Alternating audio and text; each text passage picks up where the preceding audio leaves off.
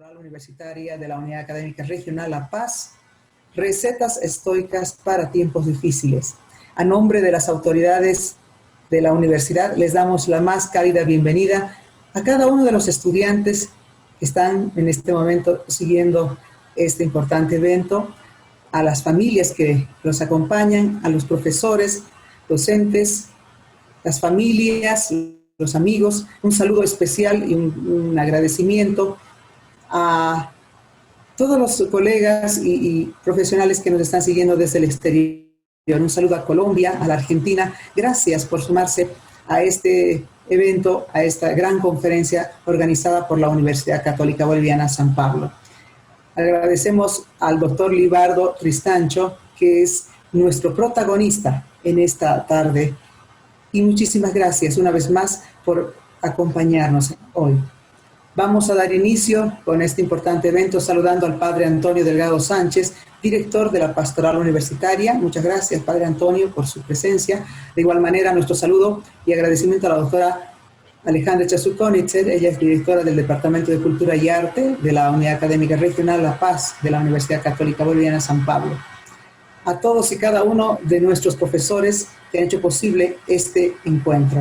Un saludo al personal administrativo, a los docentes y a todos los amigos simpatizantes de nuestra querida universidad. Gracias por ello. Vamos a dar inicio con la conferencia invitando a la doctora Alejandra Chasukonitzer. Ella es directora del Departamento de Cultura, a quien le vamos a dar la palabra. Bienvenida, doctora. Gracias. Muchísimas gracias. Buenas tardes, Padre Antonio. Buenas tardes, doctor Libardo. A todos y cada uno de ustedes un saludo muy fraternal. Yo agradezco mucho que el Padre Antonio me haya permitido ser la que presente a Libardo. Para mí es un honor y una alegría poder dar una breve semblanza suya. Libardo es docente tiempo completo del Departamento de Cultura y Arte de la Universidad Católica Boliviana San Pablo desde principios de este año. Y podemos decir que en estos meses ha dejado una honda huella y una excelente impresión, no solo en las autoridades, sino también en sus colegas docentes y, por supuesto, y lo más importante, en sus alumnos. Quisiera comenzar preguntando, ¿quién se animaría a estudiar filosofía hoy en día? Se requiere no solo vocación para estudiar algo así, sino también muchísima valentía. El hecho de que Libardo sea tan exitoso demuestra que no importa lo que estudies, sea filosofía o literatura, como es mi caso, sino que todo lo que hagas, a todo lo que hagas tú le dediques amor, le dediques pasión, le dediques devoción, porque eso jamás pasará desapercibido. Y esto es lo que sucede con Libardo. La filosofía te permite navegar, reflexionar, pensar. No es una actividad mecánica, sino que requiere un proceso, requiere una autocrítica, una humildad para reconocer dónde estamos en el mundo. Solo los grandes pensadores pueden cambiar el rumbo de la historia. Y por supuesto el pensamiento es el rasgo que más nos define como humanos. Libardo es colombiano, llegó a Bolivia en un viaje de estudios, pero se quedó y aquí fundó una familia, es boliviano de corazón. Yo lo conocí cuando ambos éramos profesores del Colegio San Andrews, donde creo que ambos fuimos muy felices trabajando y enseñando y aprendiendo de los chicos preuniversitarios. Libardo ha estudiado filosofía, tiene una maestría en educación, tiene un doctorado en ciencias de la educación, ha trabajado como docente invitado en la Pontificia Universidad San Francisco Javier, en la UMSA, en la Universidad La Salle, en la Universidad Pedagógica, en la Universidad Autónoma del Beni. Y Libardo, nos alegra mucho saber que ahora tu tiempo completo lo tienes con nosotros en la UCB. Libardo ha publicado Filosofía de la Educación de Homero a Platón. En 2016 ya iba por la tercera edición. Ha publicado también el libro Epistemología. Ha dado numerosas conferencias y presentaciones. Está haciendo una investigación para el Departamento de Cultura y Arte en este año y acaba de elaborar varios diplomados para el Departamento de Cultura y Arte. En estos tiempos de incertidumbre es cuando debemos recurrir a la filosofía, a los pensadores antiguos, a los sabios del pasado, para ver qué lecciones nos dejan para poder sobrellevar momentos como el que estamos viviendo hoy con la pandemia. De la mano de Libardo, les invito a descubrir a Séneca, un estoico fabuloso de quien tomaremos sus enseñanzas.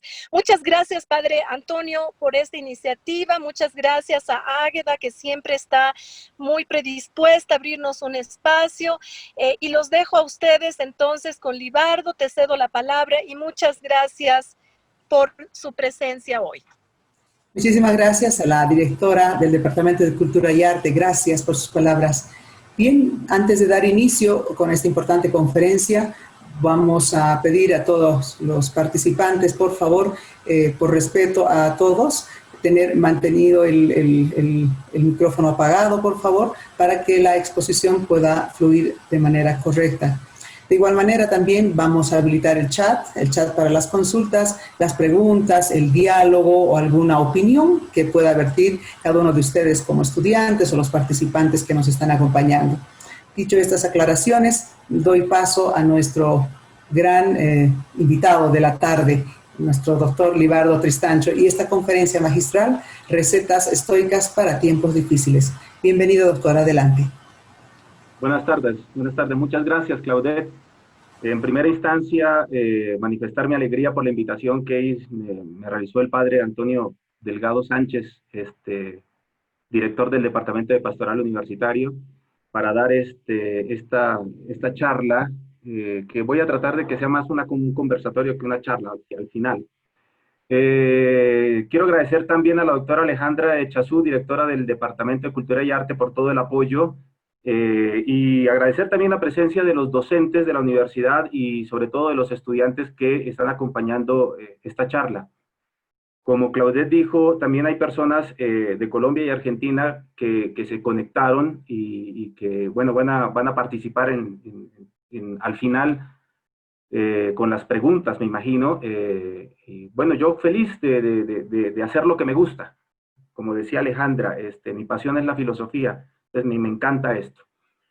El título es Recetas Estoicas para Tiempos Difíciles y voy a tratar de llevarlos en 30, 40 minutos, más o menos por 3, 4 recetas que, como en el transcurso vamos a ver, yo les voy a llamar ejercicios que plantea Séneca. Los estoicos son varios, no es una escuela uniforme, como se piensa, sino que eran personas que asumían líneas estoicas y planteaban también ideas propias. Séneca es uno de ellos. Séneca es uno que afirma reiteradamente en sus textos, bueno, yo pertenezco a esta línea, pero eso no me obliga a pensar igual que como han pensado antes, sino que yo también propongo. Bien, la delimitación de las recetas estoicas está dada en Séneca, en los textos de Séneca y el pensamiento de Séneca. Bien. Antes de empezar, debo decir que yo llegué al pensamiento de Séneca gracias a otro autor llamado Foucault, porque leyendo la última etapa del pensamiento de Foucault, fui a parar al helenismo por una razón, porque Foucault afirma que el poder es el que configura los cuerpos de las personas, los diferentes poderes configuran los cuerpos, nosotros somos productos de diferentes poderes, pero que se le había malinterpretado porque habían pensado en su época que lo que estaba diciendo era que el poder era tan fuerte que no nos dejaba ser libres a nosotros. Entonces él va hacia atrás, él va hacia el pensamiento griego y hacia el pensamiento helenístico para mostrarnos cómo esa idea era errada, era una idea errada. Es decir, sí tenemos líneas de fuerza, hay poderes que nos configuran de cierta manera, pero nosotros tenemos, llamémoslo así, una capacidad de resistirnos al poder. Entonces, Primer punto, estas recetas estoicas que yo les voy a mostrar desde la línea de Foucault, con la que yo comparto, son formas de resistirse a un poder imperante. ¿Por qué? Porque como vamos a ver, son maneras en las que la persona puede hacerse a sí mismo de una determinada forma. Es decir, las recetas estoicas en Séneca, que ahorita le vamos a denominar ascesis, ejercicio, es un gobierno propio de la persona. ¿Qué era lo que buscaba Séneca? ¿Qué era lo que proponía Séneca? Séneca proponía que cada individuo tuviera la capacidad de gobernarse a sí mismo, de dirigir su vida, dirigir sus pensamientos y dirigir sus acciones de una determinada manera. Muy bien. Entonces,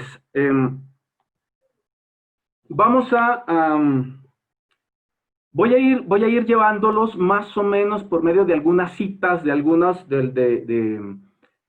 referencias para ir ahondando en esto, en este tema de las recetas estoicas para tiempos difíciles. Bien.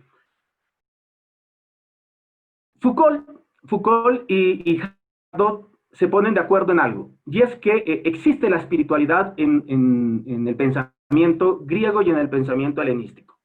¿Qué es espiritualidad? Espiritualidad es el conocimiento que el ser humano tiene sobre sí mismo. Muy bien. ¿Cómo logra ese conocimiento sobre sí mismo? Aquí es donde caemos, entre otras cosas, en lo valioso que propone Séneca dentro del estoicismo. Y bueno, y que proponen también los estoicos en general. La ascesis. ¿Cómo vamos a entender ascesis? Ascesis vamos a entender como el ejercicio, un ejercicio que se hace constantemente para que la persona pueda gobernarse a sí misma, dirigir su conducta, hacer que su pensamiento concuerde con sus acciones.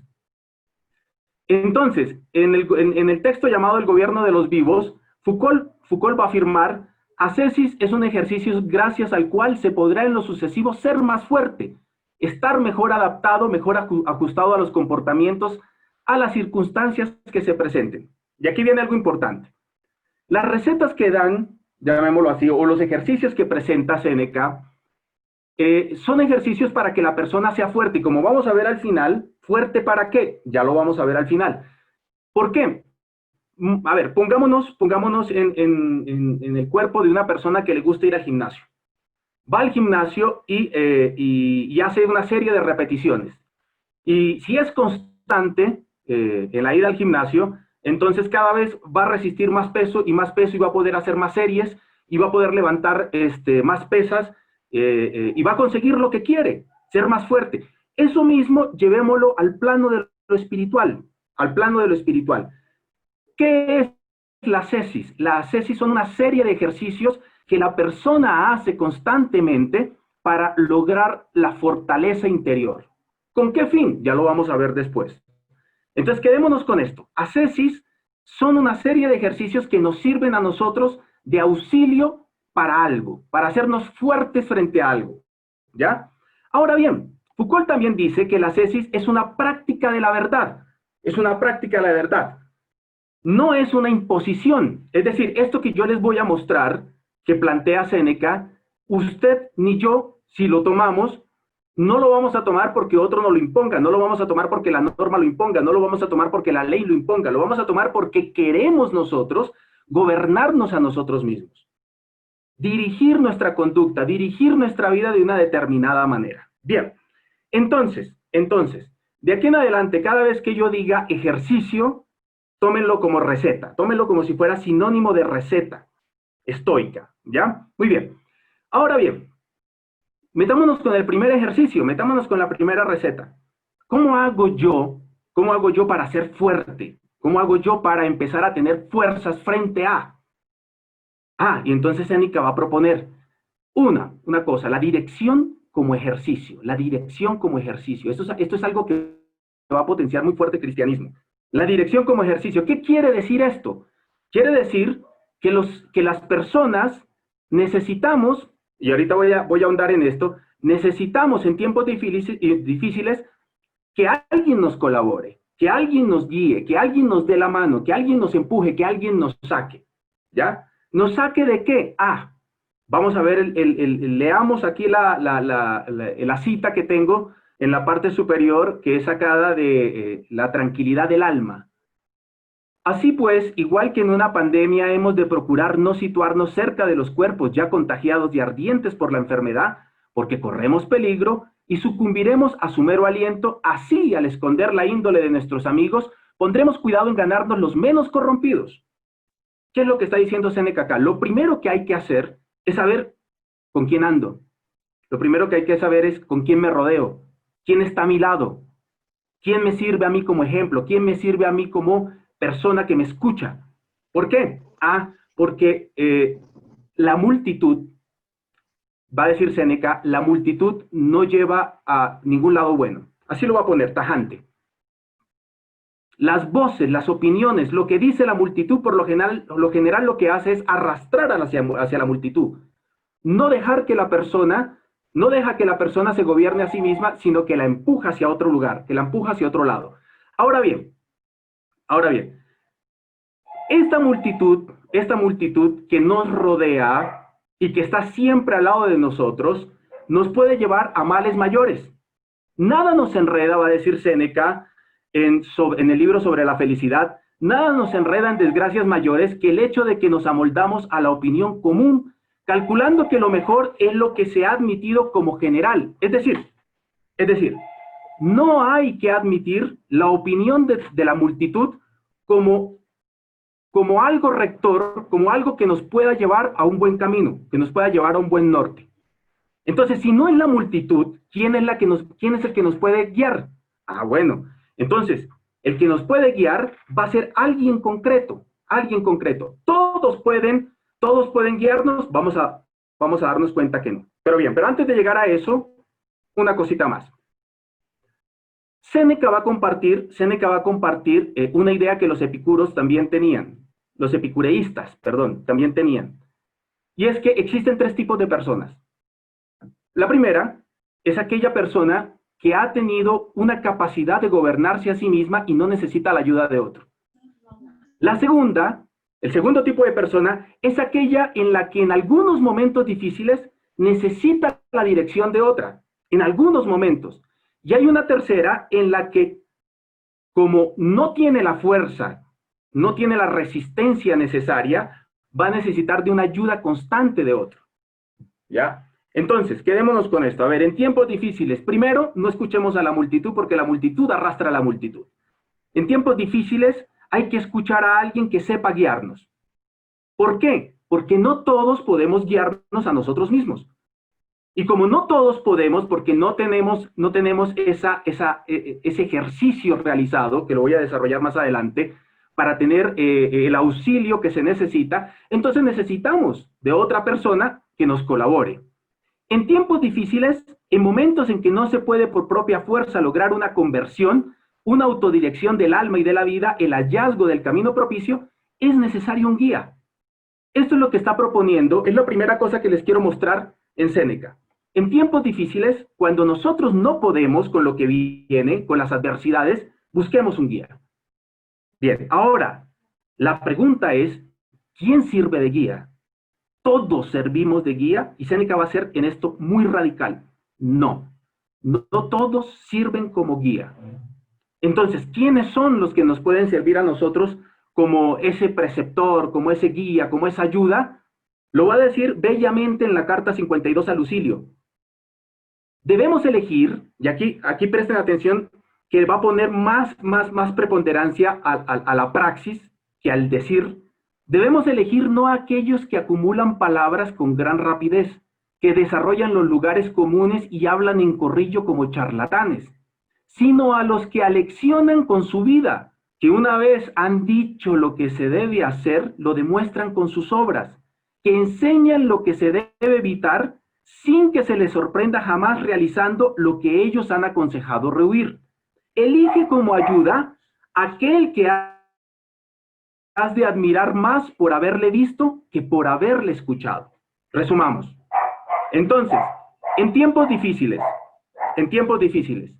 no hay que dejarse arrastrar por la multitud. Segundo, tenemos que buscar un guía, pero no todos sirven como guía. ¿Quién es el que sirve como guía? Aquel que ha demostrado en la práctica, en el ejemplo, que es coherente, que hay una coherencia perfecta entre lo que dice y lo que hace. Por lo tanto, en la multitud hay mucho charlatán. Hay que darse cuenta que ese no sirve como guía. El que me sirve es el que me da el ejemplo. Ese es el guía, el que me da el ejemplo constante. ¿Sí? A ese hay que seguir, hay que escuchar. ¿Qué debemos seguir? Su ejemplo. Eso es lo que debemos seguir, el ejemplo que da. Ahora bien, este guía, como les voy a mostrar ahora, este guía actúa y dice. Tenemos que ver sus acciones y tenemos que ver su decir. Pero ya sabemos que el criterio de selección es su actuar. Su actuar es su criterio de selección, porque hay mucha gente que dice que hace cosas cuando en realidad hace lo contrario. Eso no nos sirve. Ahora bien, y aquí voy a hacer una aclaración importante que Séneca trabaja.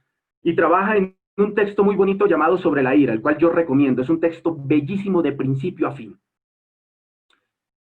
Dirigir. Usted podrá preguntarse, pero Libardo, usted acaba de decir, está entrando en una contradicción porque usted acaba de decir que lo que se quiere con estos ejercicios, con estas CESI, con estas recetas, es que la persona misma conduzca su propia vida, pero usted me está diciendo que tengo que ponerme en las manos de otro que me sirva de guía. Entonces, ¿cómo es eso? Bueno. Kant va a decir, siglos después, Kant va a decir, la gente no sale de la minoría de edad. La minoría de edad es un estado, no es una época, es un estado para Kant. La gente no va a salir de la minoría de edad porque son flojos y cobardes, va a decir eso.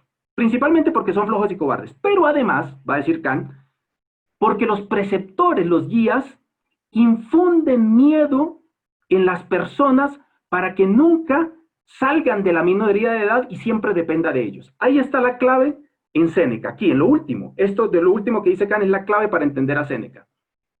Cuando uno toma la dirección de otra persona, desde la visión del estoicismo en Séneca, uno la toma para en algún momento cercano o mediano independizarse y lograr conducir la propia vida. A ver, en este momento estoy pasando una dificultad tremenda. Por ejemplo, todo me da rabia, todo me mata voy a utilizar una expresión muy paseña, todo me mata de bronca. No aguanto a alguien porque una vez me irrito, entonces yo tengo un problema y es que yo no puedo controlar mi ira, no la puedo controlar. Entonces busco a alguien que me ayude, busco un guía que me ayude. Pero ese guía que me ayude, va a decir Séneca, ojo, es un guía momentáneo. ¿Por qué? Porque lo que va a hacer el guía es darte pautas, darte ejercicios, darte máximas, darte preceptos, darte ejemplo, para que tú te hagas fuerte. Recuerde que es ejercicio, las recetas son ejercicios. Te hagas fuerte y en un momento determinado ya no necesites más al guía porque eres capaz de conducir tu propia vida. Entonces, resumiendo, cuando yo busco la ayuda de otro porque no puedo con algo, lo tengo que hacer pensando que la ayuda dentro del pensamiento de Séneca es una ayuda momentánea mientras que tomo las herramientas suficientes para poder adiestrarme, ejercitarme y ser fuerte. Entonces, ya me puedo enfrentar yo solo frente a algunos momentos que en otra ocasión me hubiera causado coraje. Ahora ya no. Ahora ya no. Entonces, un guía, y aquí voy a leer, un guía frente a la dificultad, ¿qué hace? Bueno, un guía te va a ayudar, pero ¿qué es lo que hace? No aplaudirá lo que la multitud aplaude. Esto está en un texto llamado Sobre la vida feliz de Séneca. No protestará frente a eso, advertirá de los peligros que se corren, develará las falsas opiniones mostrando sus vericuetos, jalará las orejas cuando sea necesario y mostrará el camino difícil. ¿Cuál es el camino difícil? El camino difícil es el de la virtud, el de ser virtuoso. Muy bien, entonces, resumamos.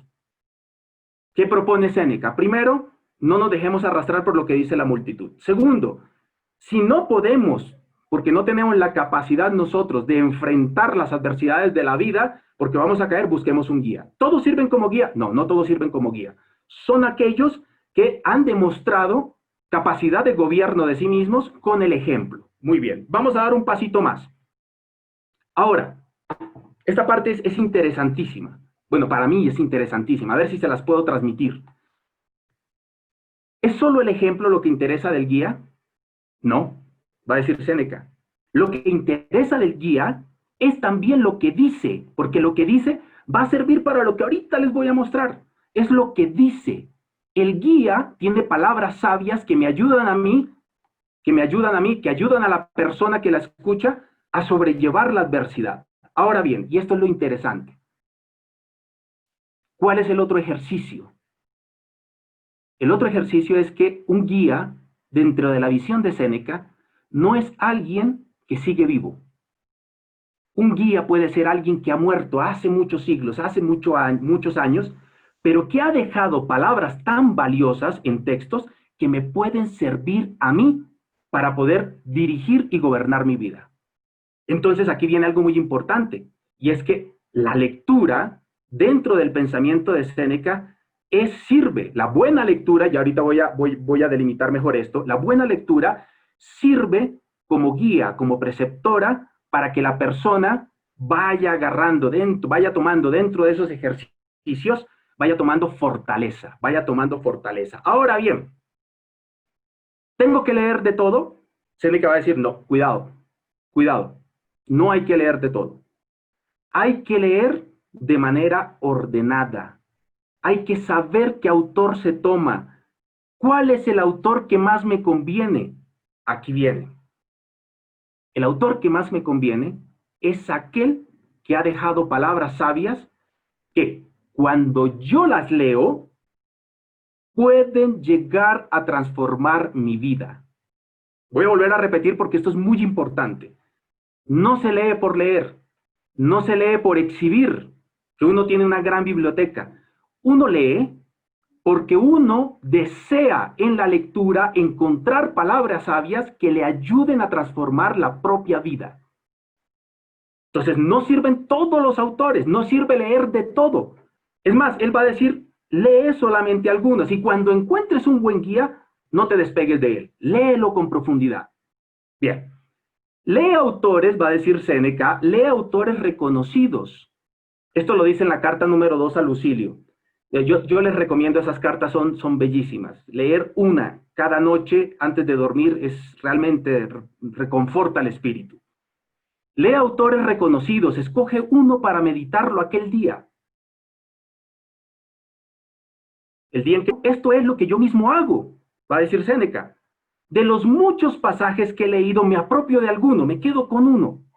Me voy a quedar con uno. El de hoy es este, y él coloca un ejemplo porque le está escribiendo a su gran amigo Lucilio. Descubierto en Epicuro. Séneca fue un lector muy profundo de Epicuro. Cosa honesta es la pobreza llevada con alegría. Ahí está. De la lectura de Epicuro que hizo ese día Séneca se quedó con esto. Cosa honesta es la pobreza llevada con alegría. Se quedó con esto, ¿para qué? Y aquí viene lo otro. ¿Para qué me sirve a mí un guía? Recuerden que un guía puede ser una persona viva o puede ser un escrito, ¿ya? Eso en Séneca puede ser cualquiera de los dos. ¿Para qué me apropio yo de algo en la lectura? Para meditarlo. ¿Y en esto voy a extenderme un poquito. A ver cómo estamos. Estamos bien de tiempo. Voy a extenderme un poquito para meditarlo. ¿Pero qué es meditar en Séneca? Meditar en Séneca, y esto lo va a trabajar bellamente Foucault al final del texto llamado La hermenéutica del sujeto. Meditar es mantener constantemente en la memoria lo escuchado o leído para que en el momento indicado sirva como herramienta, como auxilio, como conducción de la propia vida. Eso es meditar en Séneca. Voy a volverlo a repetir con mis palabras. Meditar es tomar algo. Por ejemplo, él tomó ese día, cosa honesta es la pobreza llevada con alegría. Mantenerlo en la memoria, no olvidarlo, mantenerlo en la memoria constantemente, porque en algún momento me va a servir. En algún momento me va a servir. Entonces, la idea de meditación es la idea de un constante reflexionar sobre algo para mantenerlo vivo y que me sirva como herramienta, que me sirva como llamémoslo así, como una técnica para los momentos difíciles, para los momentos difíciles. Bien, voy a darles un ejemplo que aparece al final del libro tercero sobre la ira, que es un texto bellísimo, como ya se los dije. Séneca se repite a sí mismo, se repite, está meditando, se repite y dice, de ahora en adelante, no discutiré con ignorantes, pues no quiere aprender quien nunca ha aprendido. Entonces él dice, yo me repito esto constantemente, constantemente me lo repito, lo tengo en cuenta. ¿Por qué? Porque en el momento en que me encuentre con un ignorante, con un necio, bueno, yo ya sé que no tengo que discutir con él porque no va a querer aprender lo que nunca ha aprendido. Al mantenerlo en la memoria, entonces, esto es lo importante, al mantenerlo en la memoria, siempre está ahí como herramienta que me sirve para el momento en que llega la dificultad. Para el momento en que llega la dificultad. Y leemos con lo que hemos dicho. En los momentos adversos, yo voy a estar fuerte, voy a poder aguantar, voy a poder resistir de mejor manera si yo he meditado aquellas cosas que me pueden llegar a ser adversas.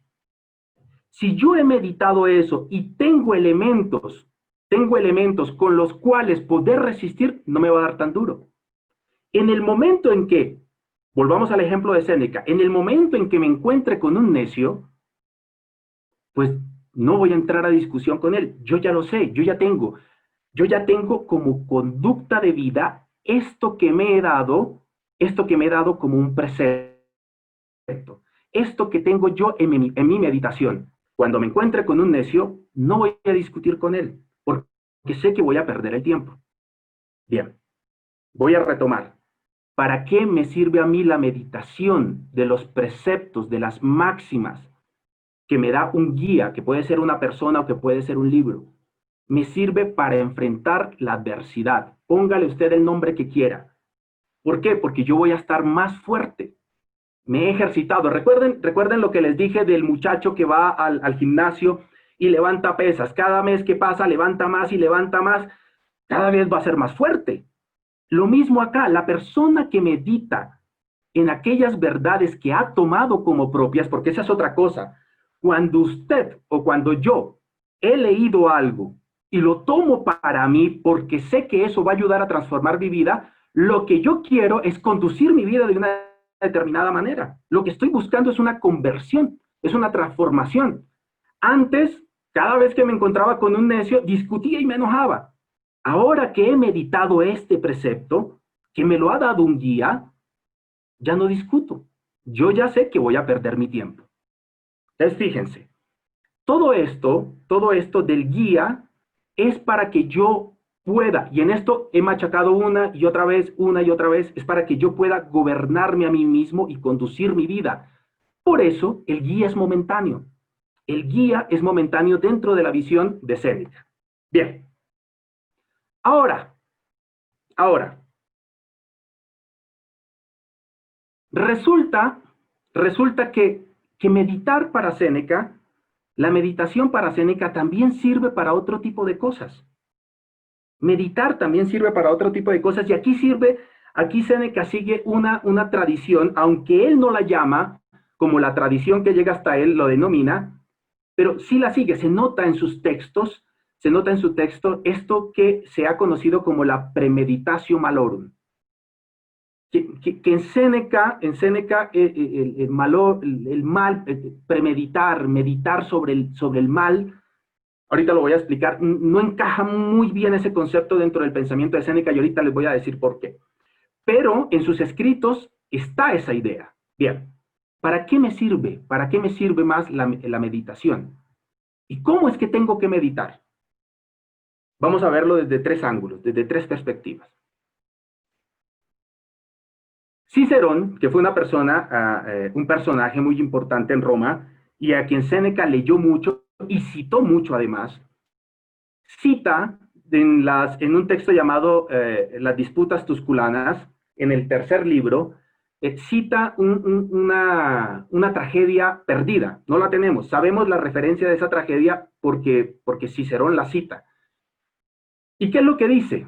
Dice, recordando las palabras que había oído yo a un hombre sabio, fíjense, recordando, meditación, recordando, ¿qué recordaba? Las palabras. ¿Las palabras de quién? ¿De cualquiera? No, no de cualquiera, de un hombre sabio. Bien, toda la delimitación que hemos hecho se resume en esto.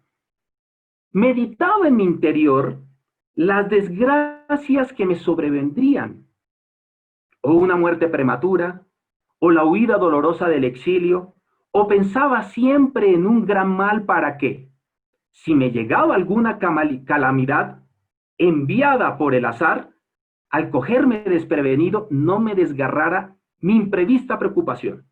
A ver, vamos a entender esto, que es una cita bellísima que utiliza Cicerón.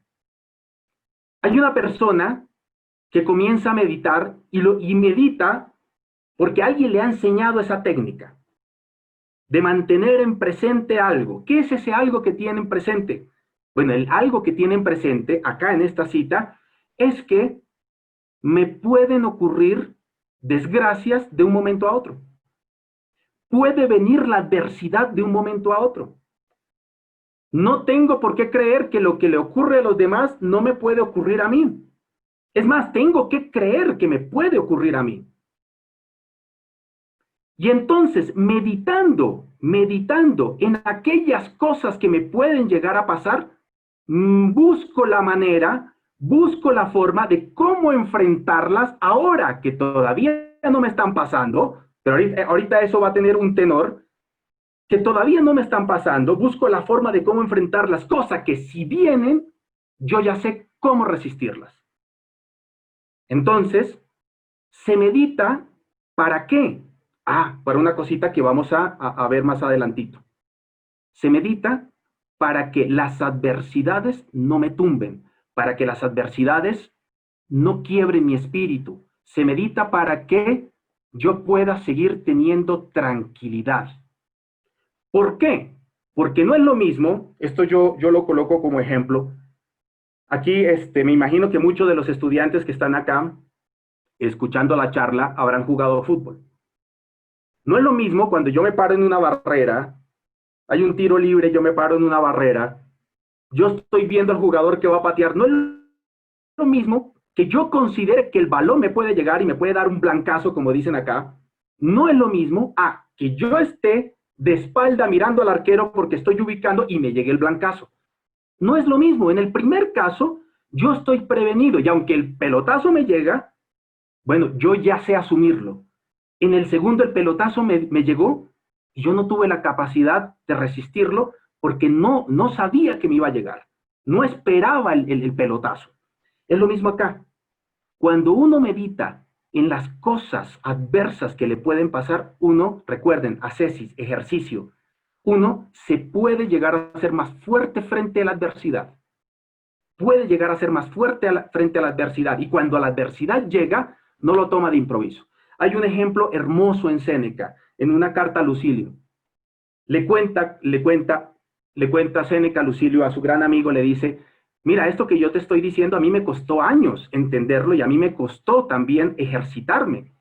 Te cuento que cuando yo era muchacho, lloré mucho la pérdida de un amigo. ¿Por qué la lloré tanto? ¿Se acuerdan San Agustín que también lloró? Bien. Séneca va a decir, la lloré tanto porque yo no había meditado que la muerte puede llegarle a alguien menor que yo. Y como yo, en mi ingenuidad, creía que la muerte llegaba también, llegaba más a los mayores que a los menores, pues yo no me ejercité y no fui fuerte. Y cuando mi gran amigo murió, me devastó. Ahora, te muestro esto que pasó en mi vida para que lo entiendas y empieces a ejercitarse. ¿Por qué? Porque Lucilio está pasando también por un momento similar. Hay un familiar que está a punto de morir. Ejercítate. Ejercítate frente a la adversidad. ¿Ya? Muy bien. Ahora. Este ejercicio, que yo lo voy a llamar en Séneca premeditatio, No le voy a dar premeditatio malorum, porque vamos a ver más adelante que en la visión de Séneca y en general del estoicismo, al final, el mal no existe. Al final, voy a llamarle premeditatio, va a tener tres componentes. ¿Cómo me ejercito yo? Y esto lo trabaja bellamente, bellamente en el gobierno de sí, el gobierno de los otros, lo trabaja bellamente Foucault. ¿Cómo me puedo ejercitar yo? Ah, bueno, tengo que entender que a mí me puede suceder cualquier mal que le sucede a los demás, que yo no estoy excepto de que me suceda lo que también le pasa a los otros. Lo que le pasa a los demás me puede pasar a mí. Entonces, yo cuando medito pensando que la adversidad que sucede, que he visto, que he escuchado, que le ha sucedido a los demás, me puede pasar a mí. No es exclusiva de ellos. No es exclusiva de ellos. Me puede tocar. Y en un texto muy bonito que se llama Consolación a Elvia, Séneca va a decir, está llorando esta mujer por la pérdida de su hijo, y le dice, sal a la calle y date cuenta lo que le está sucediendo a los demás.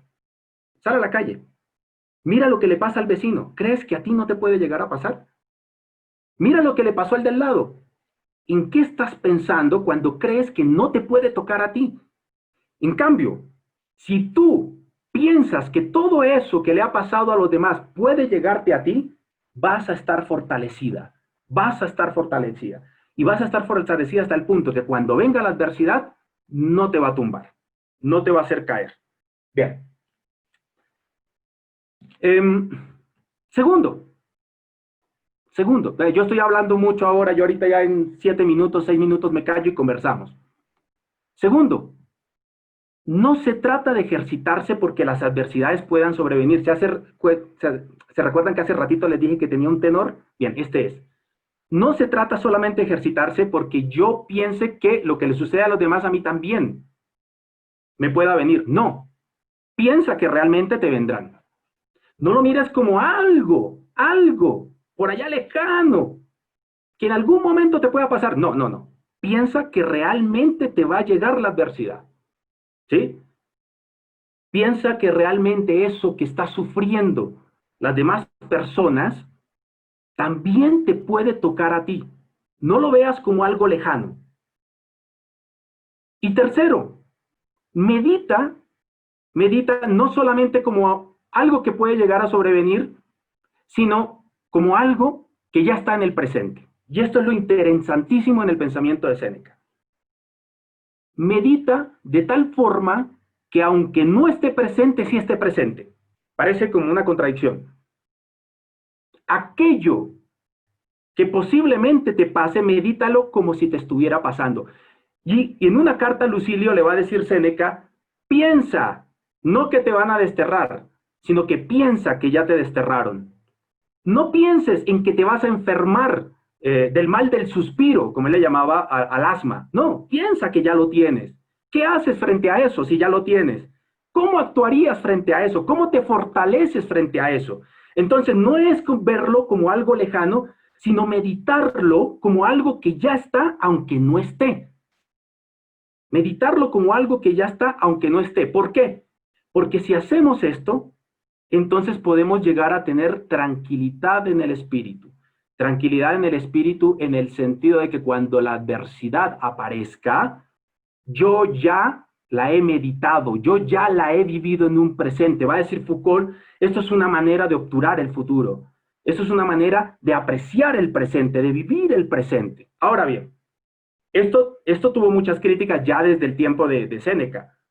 Por ejemplo, los epicureístas decían, pero yo en realidad voy a malgastar mi vida pensando en las cosas que las adversidades que me pueden suceder y que quizás nunca me sucedan.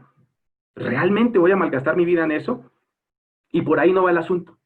No se trata de una vida pasiva, no se trata de una vida para la lágrima, para el llanto, para el lamento. Nada que ver. Se trata de una vida para la felicidad. Porque si yo ya estoy preparado en esos ejercicios que he realizado, Si yo puedo gobernarme a mí mismo y puedo conducirme a mí mismo, cuando llegue la adversidad no me va a robar la tranquilidad, porque yo ya he meditado en eso y puedo saber cómo enfrentarla. Muy bien, vamos terminando, me quedan 5 minutitos. Regálenme 5 minutitos y con esto terminamos. Bien, se enfrenta mejor la vida cuando se está ejercitado. Entonces, en tiempos difíciles, ¿qué debo hacer? Primero, no escuchar a la multitud. La multitud lo que hace es arrastrar. Eso va a decir Séneca. Segundo, si no puedo gobernarme a mí mismo, si no puedo conducir mi propia vida porque no tengo las herramientas, busco un guía. Ese guía puede ser una persona o puede ser un libro. ¿Qué miro en ellos? Miro el ejemplo y miro lo que me dicen. ¿Para qué? Lo miro para poder meditarlo. ¿Qué es meditar? Meditar es tener siempre presente alguna máxima, algún precepto que me ayude a mí a gobernarme, a conducirme cuando la adversidad llegue. Bien. Ahora, va a decir Séneca en un texto bellísimo llamado sobre la vida feliz, va a decir Séneca, y con esto ya estoy terminando, si nosotros entendemos esto, también vamos a entender que lo que se nos presenta en la vida son pruebas. Lo que se nos presenta en la vida son diversas pruebas para fortalecernos y poder sobrellevar lo que venga. Entonces, no pensemos desde la visión de Séneca, no pensemos que las adversidades son cosas malas que me manda la vida. No, pensemos que la adversidad son pruebas constantes que me da la vida, y coloca el ejemplo del militar. Y él va a decir en una carta a Lucilio, le va a decir, la vida la tienes que vivir como si fueras un militar. No estás en guerra, estás viviendo en tiempo de paz. Prepárate, porque la guerra va a venir, pero prepárate de tal forma que en el momento presente te estés preparando como si la guerra ya estuviera. ¿Por qué? Porque cuando llegue no te va a robar la tranquilidad y vas a poder sobrellevarla porque eres más fuerte. Bien, en líneas generales, y con esto concluyo. ¿Qué es lo que espera Séneca? ¿Qué es lo que presenta Séneca con estas, llamémoslo, recetas para tiempos difíciles? Lo que presenta es la idea de que cada persona puede conducir su propia vida, puede gobernarse a sí mismo a partir de esta serie de ejercicios, puede convertirse de un tipo de persona a otro tipo de persona más fuerte y resistir. Y concluyo con lo que dije al principio. Para Foucault, el poder son líneas de fuerza que nos constituyen de unas determinadas formas. Bueno, hay una manera de resistirse, va a decir Foucault, una manera de resistirse a ese poder, y es gobernándome yo mismo.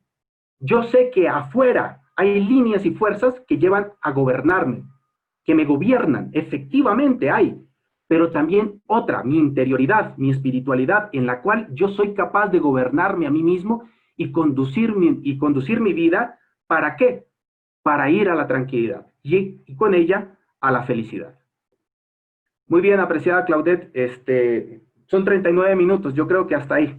Muy bien, muchas gracias, y realmente nuestros estudiantes ya se están manifestando con muchas consultas, algunas opiniones también interesantes, pero vamos con una.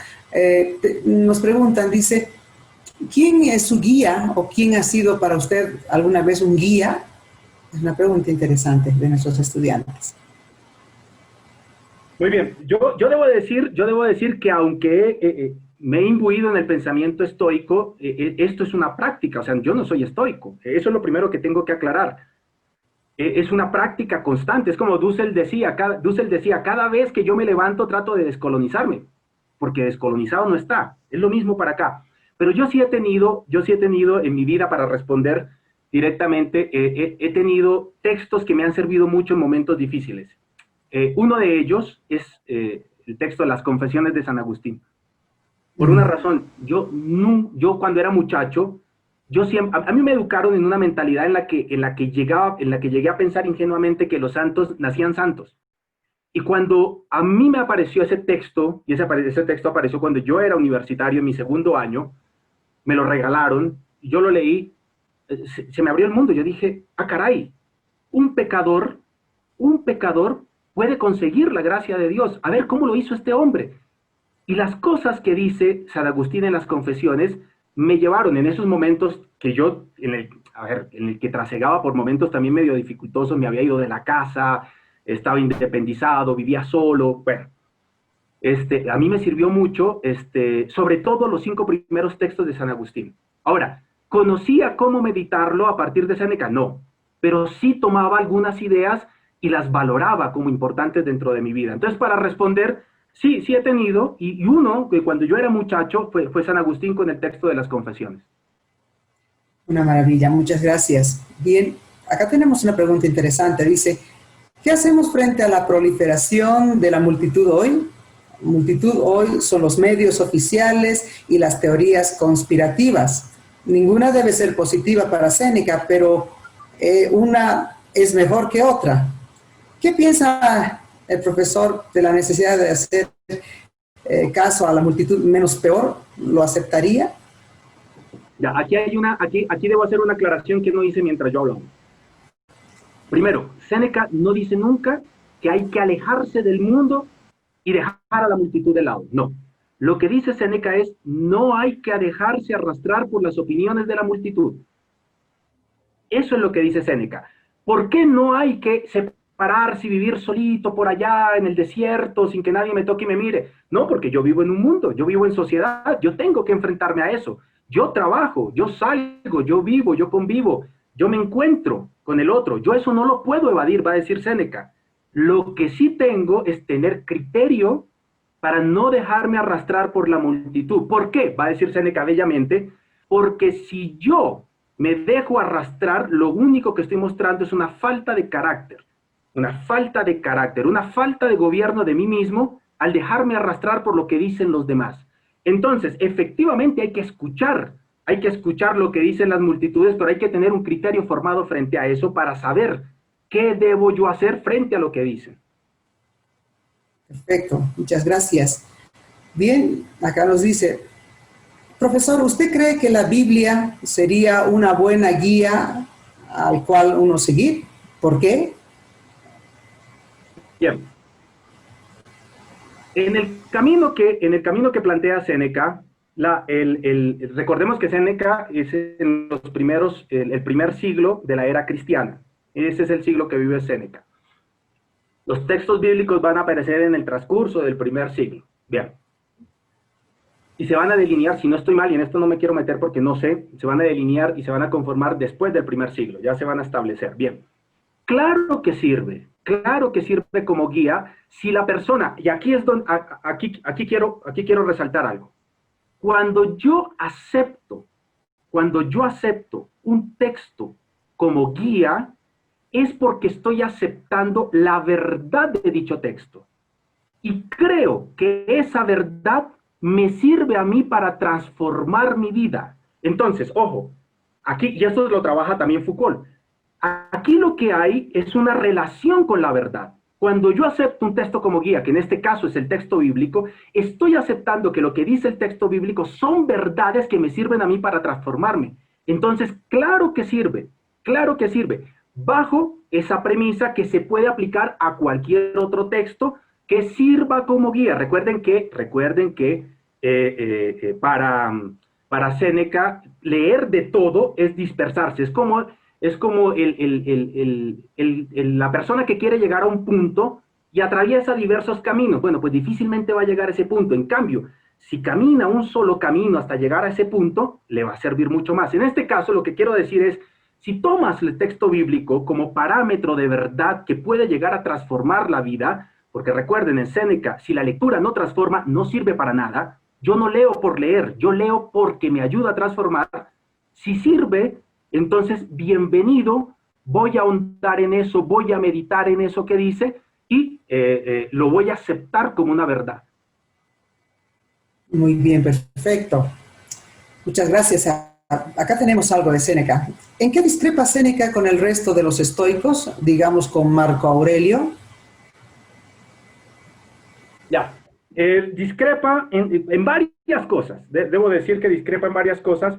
Pero hay una interesante en la que él en la que él hace una puntualización sobre todo en las cartas, y es que no hay por qué seguir una única línea de pensamiento, porque eso lleva a que la forma de pensar ¿cómo lo digo?, se estanque. A ver, voy a poner este ejemplo. Si yo he estudiado mucho a Foucault, ¿cierto? Si yo he estudiado mucho a Foucault y yo sigo solamente lo que dice Foucault, pues entonces yo voy a ser un simple reproductor de lo que otros han dicho. En cambio, si yo tomo lo que ha dicho Foucault para poder expresar mi propio pensamiento, hago avanzar el conocimiento, hago avanzar el pensamiento. Puedo llevar a que las personas vean otra forma de entender las cosas. Séneca en eso es muy puntilloso, y él, voy a decir que he encontrado en diversos textos de él esta idea. Si los demás han hecho esto, no crean que yo tengo que hacerlo, porque yo tengo que proponer, y yo tengo que proponer para las generaciones venideras. Wow, perfecto. A ver, acá dice, si Michael Foucault propone a la normalidad como la forma más efectiva de ejercer poder, la forma más eficiente de resistencia es la educación mediante el autogobierno, lo que nos llevaría a considerar la desconstrucción de Jacques Derrida, si la normalidad introduce patrones de culpabilización, como por ejemplo que muchas mujeres sientan culpa por crecer dentro de una ideología machista. ¿Cómo podemos desconstruir esa culpabilización impuesta por la normalidad derivada de ideologías políticamente imperantes? Bien, creo, a ver, es densa la pregunta, interesante, pero en algún momento se enreda y medio que me pierde. Si he entendido bien, voy a tratar de responder lo que he captado de la pregunta. Efectivamente, cuando va a decir Foucault, en el siglo XVIII aparece una técnica muy importante que es la disciplina. ¿La disciplina qué lleva? La disciplina lleva a la normalización del cuerpo. El cuerpo, en este caso, fue normalizado bajo ciertas disciplinas que recibió desde niño en Colombia y que lo llevaron a conformarse de una determinada manera y actuar y pensar también guiado por esa disciplina. Bien, es decir, la disciplina crea sujetos. Bien, ahora, y aquí es donde viene lo interesante, aunque para Foucault el poder, que también está relacionado con el saber, porque no hay poder sin saber en Foucault, el poder que lleva a construirnos de una determinada manera debe permitir la resistencia. No hay poder sin resistencia. No existe un poder sin resistencia. A todo poder le aparece resistencia. Grande, pequeña, mediana, tardía, temprana, pero le aparece resistencia. Esa resistencia, ¿qué es lo que hace? Esa resistencia lo que hace es mostrar las líneas de fuerza que tiene el poder, las devela. Por eso es tan importante la resistencia para Foucault, porque la resistencia lo que hace, en el orden que sea, es develar aquello que el poder quiere ocultar. En este caso, quiere ocultar una serie de normalizaciones que llevan a que un cierto grupo de personas no se les considere, en este caso, por ejemplo, la mujer. ¿Sí? Si hay una resistencia frente a ese poder, se van a develar esas líneas normativas y se pueden desestructurar esas líneas de fuerza y se puede llegar también a plantear desde la resistencia una nueva mirada. Ahora bien, para Foucault, y esto es muy interesante y muy importante tenerlo en cuenta, ya que la pregunta basa en Foucault, la resistencia no es ajena al poder, la resistencia no es exterior al poder, la resistencia quiere el poder. Eso hay que tenerlo en cuenta. Cuando alguien se resiste es porque quiere un cierto ejercicio del poder que quizás no tiene por el momento. ¿Sí? Entonces, como el poder genera líneas de fuerza bajo la disciplina y crea normas, la resistencia intenta develarlas para luego desestructurarlas y presentar otra forma de ser que desde la mirada de Foucault va a ser un nuevo planteamiento del poder. Perfecto. Bien, creo que nos queda un espacio para una última consulta. No sé, dice ella, si se puede conciliar el suicidio de Séneca en el contexto secular de género, la cristiandad en la historia de la humanidad. ¿Se puede considerar el suicidio de A ver, Séneca? el suicidio era una opción en Séneca. A mí se me quedó una parte de una carta de Séneca a Lucilio, no me acuerdo qué número de carta es, en la que le dice, acuérdate, la libertad al final está en cualquier vena. Está en cualquier vena. Es decir, efectivamente, para Séneca, el suicidio era una forma de libertad última y extrema, pero plausible, cuando no hay más que hacer. Y efectivamente eso fue lo que le sucedió a él. Nerón lo manda a apresar y ya sabía Séneca lo que le venía con un tipo tan despiadado, con un personaje tan despiadado como Nerón, y que él lo conocía muy bien porque le había dictado clases cuando era muchacho.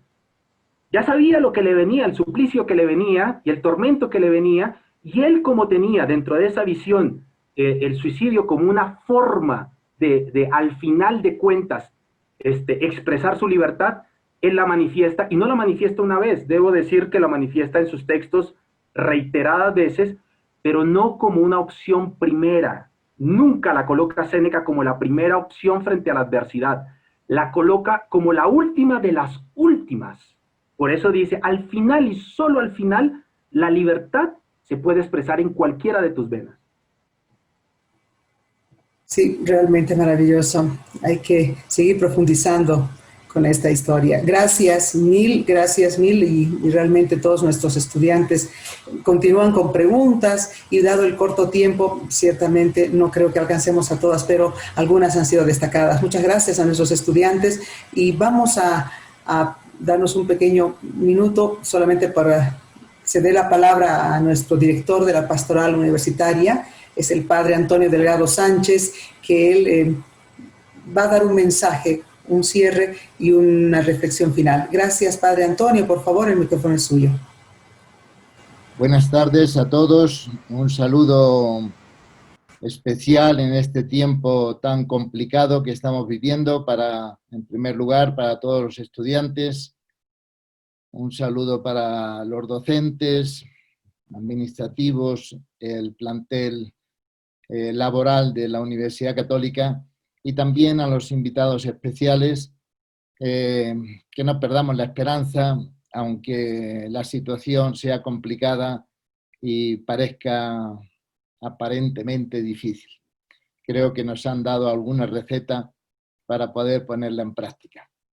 Quisiera, en primer lugar, después de haber saludado a todos, agradecer muy especialmente al doctor Libardo siempre me olvido tu apellido. Tristancho, padre. Tristancho. Al doctor Libardo Tristancho por su maravillosa exposición. Ayer hemos tenido la conferencia inaugural del segundo semestre a cargo del doctor Edmundo Paz Soldán, y fue una lección magistral, pero desde el punto de vista de la literatura. Hoy, que ha sido también magistral, pero desde el punto de vista de la filosofía. Un poco más profundo, un poco más complicado que los textos literarios o la novela en sí. Yo quisiera aprovechar para decir que, sobre todo a los estudiantes y a quienes trabajamos en la universidad, que no solamente en nuestra universidad podemos decir que es la más prestigiosa o una de las más prestigiosas dentro de Bolivia, en el campo profesional, en el campo de formar técnicamente y profesionalmente, sino que tenemos un plus que muchas otras universidades no tienen, y es que buscamos la formación integral de la persona. La filosofía, la literatura, el humanismo en general lleva a que, si bien nos capacitamos para una profesión, pero también nos capacitamos para la vida. La lección de hoy es clarísima. O sea, es una capacitación para saber vivir, para vivir mejor. Lamentablemente, la filosofía, la literatura, el humanismo en general, no es lo que más fuerza ha tenido en nuestra sociedad. Y probablemente vivamos situaciones políticas o como la pregunta de esta diferencia o este machismo ejercido sobre la mujer, probablemente sea por esa falta de sensibilidad que el humanismo puede dar en cada persona. Nos preparan y nos forman para ganar plata, que está muy bien, es necesario, pero no nos preparan para vivir. O sea, no nos preparan para vivir en pareja, para vivir en sociedad, para vivir en un ambiente laboral, para vivir en un ambiente incluso religioso.